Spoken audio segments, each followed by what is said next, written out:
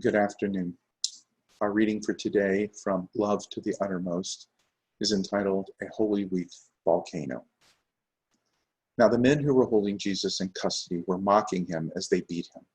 They also blindfolded him and kept asking him, "Prophesy, who is it that struck you?" And they said many other things against him, blaspheming him. Luke 22:63 through 65. As I read these terrible words, I found myself saying to Jesus, I'm sorry. Jesus, forgive me. I felt myself to be an actor here, not just a spectator. I was so much a part of that ugly gang that I knew I was as guilty as they were. I felt that if the rage of God should spill over into those soldiers and sweep me away too, justice would have been done. I wasn't there, but their sin was my sin. It would not have been unjust for me to fall under their sentence. Has it ever bothered you that sometimes in the Old Testament, when one man sins, many get swept away in the punishment God brings? For example, when David sinned by taking a census of the people in 2 Samuel 24, there died of the people from Dan to Beersheba 70,000 men. In another example, Achan kept some of the booty from Jericho, and his whole family was stoned. And that's in Joshua 7. Maybe my experience in reading Luke 22, Piper says, is a clue to the divine justice in this. An analogy came to my mind. The hearts of humanity are like molten mantle beneath the surface of the whole earth. The molten lava beneath the earth is the universal wickedness of the human heart, the rebellion against God and the selfishness toward people.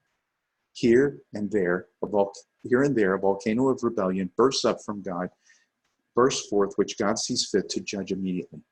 He may do so by causing the scorching, destructive lava to flow not only down the mountain which erupted, but also across the valleys which did not erupt, but which have the same molten lava of sin beneath their surface. The reason I confess the sin of beating Jesus, even though I wasn't there, is that the same lava of rebellion is in my own heart. I've seen enough of it to know. So even though it does not burst forth in such a volcanic atrocity as the crucifixion, it is still deserving of judgment. If God had chose to rain the lava of their evil back on their own heads, and some of it consumed even me, I would not be able to fault God's justice. We may wonder why God chooses to recompense some evils immediately and not others. And we may wonder how he decides whom to sweep away in the judgment. Why 70,000? Why not 50,000? Or 100 or 10? Why Achan's wife and not the greedy neighbor 2 tents down? I doubt the answers are available to us now. We are left to trust that these decisions come from a wisdom so great that it can discern all possible effects in all possible times and places and people. How widely the lava of one person's rebellion and judgment will flow lies in God's hands alone. And I believe from Romans 8:28 that even though the lava of recompense overtakes me at a distance from the volcano, there is mercy in it.